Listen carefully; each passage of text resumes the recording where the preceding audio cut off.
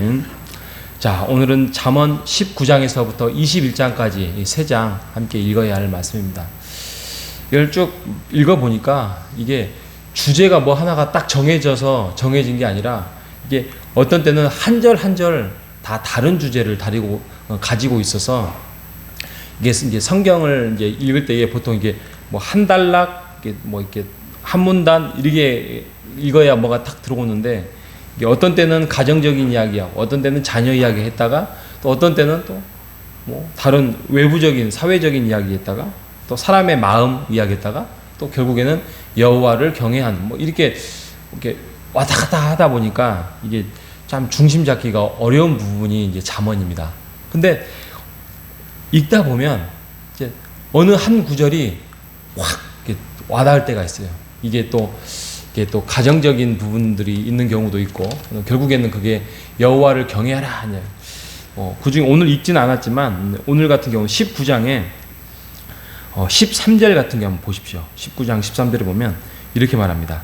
13절 14절 미련한 아들은 그의 아비의 재앙이요 다투는 아내는 이에 떨어지는 물방울이니라. 집과 재물은 조상에게서 상속하거니와 슬기로운 아내는 여호와께서 말미암느니라. 이 두 구절이 가정에 대한 말씀을 하고 있잖아요. 그래서 정말 그런 것 같아요.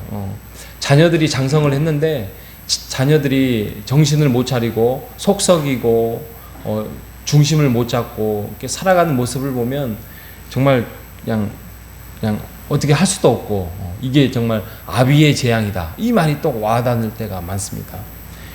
14절에 보면 집과 재물은 조상에게서 상속하거니와 슬기로운 아내는 여호와께서 말미암다. 그러니까 이제 솔로몬이 이제 기록을 했다 보니까 모든 중심이 또 그때는 이제 남성 중심으로, 그래서 슬기로운 아내를 얻는 것은 하늘의 뜻이다, 하나님으로부터 말미암다, 이렇게 이제 기록을 하고 있지 않겠습니까? 이런 것처럼 뭐 가정적인 부분이든 사회적인 부분이든 또 신앙적인 부분이든 이렇게 잠언을 읽다 보면 이렇게 와닿는 부분이 있습니다. 그래서 여러분들이 오늘도 집에 가셔서 한번 19장에서부터 21장까지, 또 아니면 뭐 다음 주까지 이어지니까 31장까지 잠언을 읽으면서 한 말씀에 대해서 묵상해 보는 여러분 되시기를 바랍니다.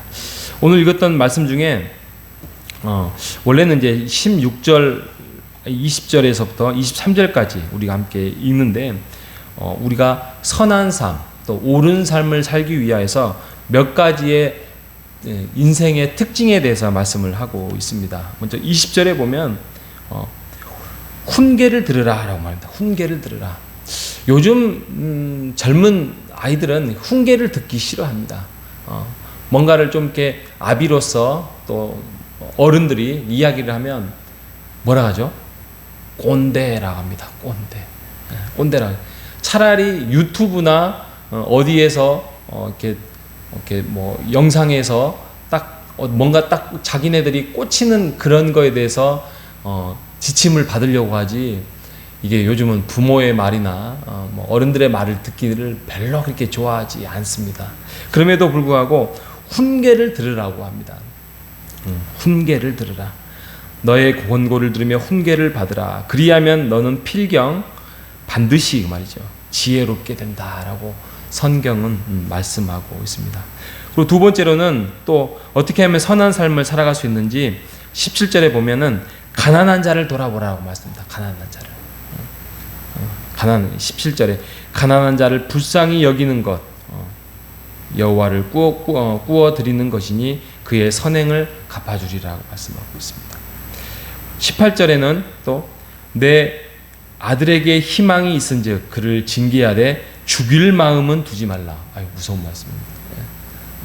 자녀를 훈계하되 어떤 막 흥분하고 뭐 그렇게 하지 말라고 말을 하고 있습니다. 19절에 보면은 노하기를 맹렬히 하는 자는 벌을 받을 것이다 말씀을 하고 있습니다. 21절에 가면 하나님의 뜻을 인정하라. 그래야 너희들이 선한 삶을 살 수 있다는 거죠. 그리고 22절에 가면 사랑과 성실함이 참된 행복의 길임을 이해하라 라고 말합니다. 22절에 보면 이렇게 말합니다. 사람은 자기의 인자함으로 남에게 사모함을 받는다. 그러니까 우리가 인생을 살아가면서 인자함으로 사람을 대접하라고 이야기합니다. 인자함이 뭐죠? 여러분이 우리가 교회 안에서 할 수 있는 지금 잘하고 계시는 것들, 뭔가 좀 내가 하고 싶은 말, 내가 좀 화나는 거, 이런 것들을 표현하지 말고 그를 위해서, 그들의 영혼을 위하여서 사랑하려고 하고, 참으려고 하고, 인내하려고 하고, 희생하려고 하는 거, 이것이 바로 인자함이죠. 인자함. 그리고 23절에 가면 어떻게 하면은 선한 삶을 살아가는가? 하나님을 경외하라. 그러니까 결국에는 성경이 말하고 있는, 또 솔로몬이 말하고자 하는 내용이 이 하나로 압축된 것 같습니다. 하나님을 경외하라. 하나님을 경외하라. 하나님을 경외하는 것이 재앙을 피하는 것이다 라고 말씀을 하고 있습니다. 이처럼 아까 초반에 제가 말씀드렸던 것처럼 한 주제를 향해서 가고 있지를 않습니다. 그래서 하나로 묶어내기가 힘드니까 여러분들이 그때그때마다 읽으면서 하나님의 말씀을 가정 안에서 이렇게 집중하는 여러분 되시기를 바랍니다. 이제 하나만 더 가정적인 이야기를 하기 때문에 제가 21장에 가면 21장 9절에 가면 또 이렇게 말씀합니다. 한 번쯤은 들어봐서 왔을 거예요. 다투는 여인과 함께 큰 집에 사는 것보다 움막에서 사는 것이 나으니라. 19절 다투며 성내는 여인과 함께 사는 것보다 광야에서 사는 것이 나으니라. 이렇게 말합니다. 같은 말이죠.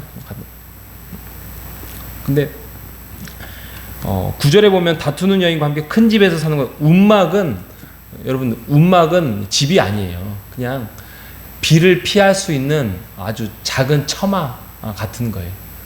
그러니까 다투며 함께 사는 거, 부부가 함께 사는 거는 차라리 움막에서 그냥 큰 집에서 사는 것보다는 사는 것이 낫다.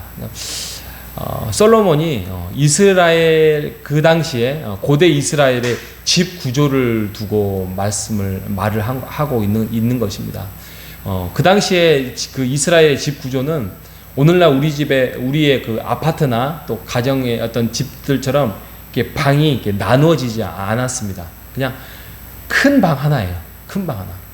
예를 들어서 남편과 아내가 다투었어요. 그러면 다투면 여러분 어디로 가죠? 각자 방으로 가죠. 저도 그런 적 있습니다. 저도 금년 초였을까요? 아내하고 다투고 3일 동안 각자 방을 지낸 적이 있습니다. 처음에는 좋습니다.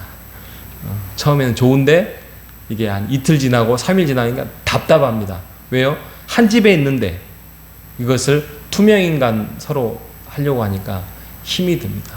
그리고 한 3일 지나고 나니까 이제 어떻게 액션을 취해서 그나마 이렇게 가까이 해야 되는데 참 그게 어렵습니다. 이게 보니까 나이가 드니까 더 힘들더라고요. 나이가 드니까. 그래서 그 솔로몬이 그렇게 말합니다. 그래서 이스라엘 구조는 방이 하나예요. 그냥 넓은 방 하나. 그러니까 서로 얼굴을 봐야 되니까 이게 불편한 거잖아요. 그래서 성경의 에베소서인가요? 거기 보면은 여러분들이 가정 안에서 분이 내더라도 해가 지기 전에는 해결하라 이런 말이 있잖아요. 그것처럼 여러분 혹시 부부가 서로 불편한 일이 있다면 해가 지기 전에 작은 액션이라도 취하기를 바랍니다. 화해의 제스처, 그만하세 막 이런다든지. 그러면 또 한쪽은 주셔야 됩니다.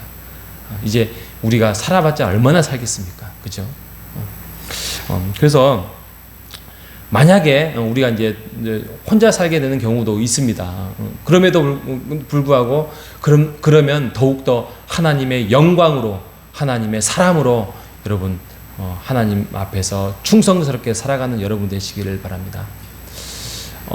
제 주위에 가끔 이제 혼자 지내시는 분들이 있어요. 뭐 이렇게 돌아가셨다든지 아니면은 뭐 혼자 살게 되는.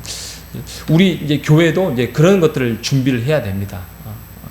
어떤 준비를 해야 되냐면, 이렇게 혼자 사시는 분들에 대해서 우리가 알게 됐을 때는 우리가 저분들이 혼자 됐구나에 대해서 우리가 더욱더 그 가정을 위해서 기도하고 또 그 가정을 위해서 하나님 앞에서 복을 비는 그런 마음으로 우리가 준비를 해야 됩니다. 그것 가지고 서로 이렇게 불편하게 지내서는 안 됩니다. 그래서 오게 됐을 때에 그를 위해서 이제 그러다 보니까 이제 설교도 이제 가정적인 설교가 참 하기가 힘듭니다. 예, 그럼에도 불구하고 혹시 이제 혼자 되시는 분들이 있거든. 또 나는 혼자인데 이런 가정적인 설교 나의 이렇게 해서는 또 안 되지만 또 함께 듣는 분들도 함께 배려하면서 해야 될 것입니다.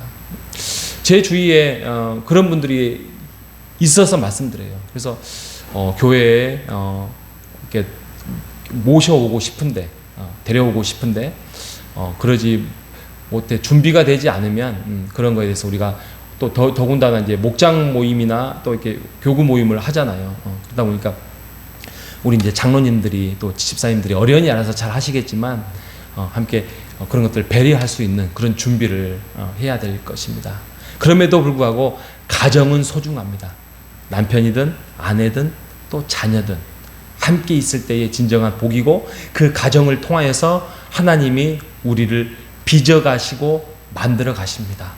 우리 말 안 듣는 자녀를 주신 이유는 우리가 더욱더 깎이고 또 우리가 더욱더 하나님의 자녀로서 만들어 가기 위한 하나님의 작품임을 우리가 깨달아서 하나님 앞에서 온전하게 가정 안에서든지 교회 안에서든지 또 사회에서든지 함께 섬기며 희생하며 세워나가는 우리 모두가 되시기를 주님의 이름으로 축복합니다. 하나님 아버지 감사합니다. 인생의 가장 소중한 것은 여호와를 경외하는 것이다 라고 답을 얻을 수 있습니다. 하나님, 우리가 여호와를 경외하면서 우리의 인생의 답을 찾기를 원합니다. 그 안에서 인자함을 갖기를 원하고 진정한 마음을 다스리기를 원합니다. 또 가정 안에서 우리 배우자든지 또 우리의 자녀든지 그 가정과 자녀 안에서 우리가 함께 주의 경외하는 법을 함께 찾아가며 살아갈 수 있도록 인도하여 주시옵소서. 혹시 다툼이 있었습니까? 하나님, 해가 지기 전에 배우자든 자녀든 그 문제를 해결하고 우리가 주님 앞에서 서로 의지하며 경외하는 삶을 살아갈 수 있도록 인도하여 주시옵소서. 살아계신 예수님의 이름으로 기도합니다.